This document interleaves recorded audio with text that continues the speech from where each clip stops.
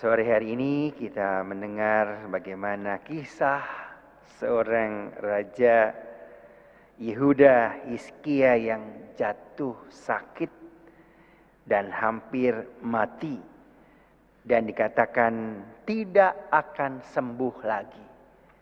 Seandainya ini terjadi pada zaman sekarang, pasti mereka akan sudah menyiapkan, saya mau buat apa ya sebelum saya dipanggil atau saya meninggalkan muka bumi ini.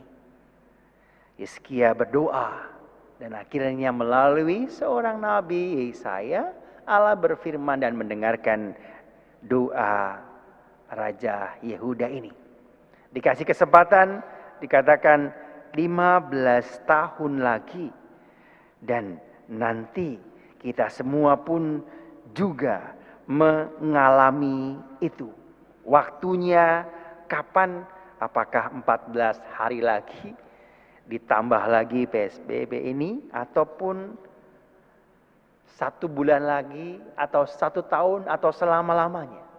Bapak, Ibu, Saudari, Saudaraku yang terkasih, kalau hari ini dalam bacaan pertama, Hizkia yang berdoa, lalu dijawab oleh Tuhan melalui Yesaya. Inilah yang akan menjadi tanda bagimu dari Tuhan. Tuhan akan melakukan apa yang dijanjikannya. Bahwa semuanya akan mendapatkan sesuatu perlindungan dari Tuhan.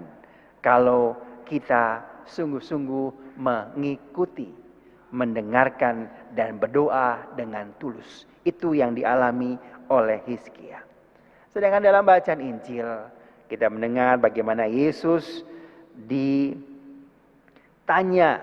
oleh orang-orang Farisi di sekitarnya. Lihatlah, murid-muridmu berbuat sesuatu pada hari Sabat. Dan Yesus karena ia tahu tentang kitab suci, ia menjawab dengan tegas. Lihat apa yang dilakukan oleh Daud. Dia masuk ke dalam bait Allah dan dia makan saji-sajian yang diperuntukkan oleh para imam. Bapak, Ibu, Saudari, Saudaraku yang terkasih, seringkali kita hanya menyalahkan orang. Hanya bisa melihat kekurangan orang lain tanpa melihat diri kita sendiri. Bagaimana kalau seperti Hizkia kita sudah ditentukan tidak bisa sembuh? Tapi ketika ada pertobatan di sana, Tuhan memberikan kesempatan kepada kita. Untuk itu, mari kita mohon rahmat Tuhan agar pandemi ini, virus yang selalu hadir di sekitar kita, kita nggak tahu dari siapa, dalam bentuk apa. Yang bersih, yang sehat ternyata membawa virus. Atau sebaliknya, yang tadinya sehat, tadinya bersih, tadinya nggak sakit apa-apa, ketika malah memeriksa ataupun malah terkena dan sebagainya, juga tidak tahu. Semuanya membutuhkan kedisiplinan, membutuhkan sungguh-sungguh kewaspadaan untuk selalu menjaga apapun bisa terjadi. Oleh karena itu, mari kita jangan hanya omong bisa banyak, tapi lakukan sesuatu. Hidup yang sehat sungguh-sungguh, tapi bukan hanya untuk orang lain kita ngomong, tetapi untuk diri kita sendiri.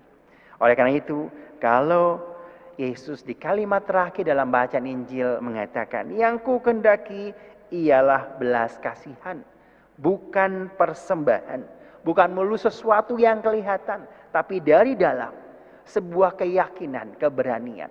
Kalau saya dan Anda mencintai orang yang kita kasihi, lakukan yang terbaik untuk mereka. Amin. Dan kita semua pasti mau melakukan itu. Semoga iman kita semakin ditambahkan dan akhirnya kita tahu siapa Yesus.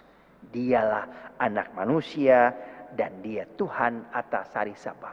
Karena dia adalah Allah yang mau dekat, yang mau menyelamatkan kita. Jangan kecewakan dia kalau kita mau mendapatkan keselamatan.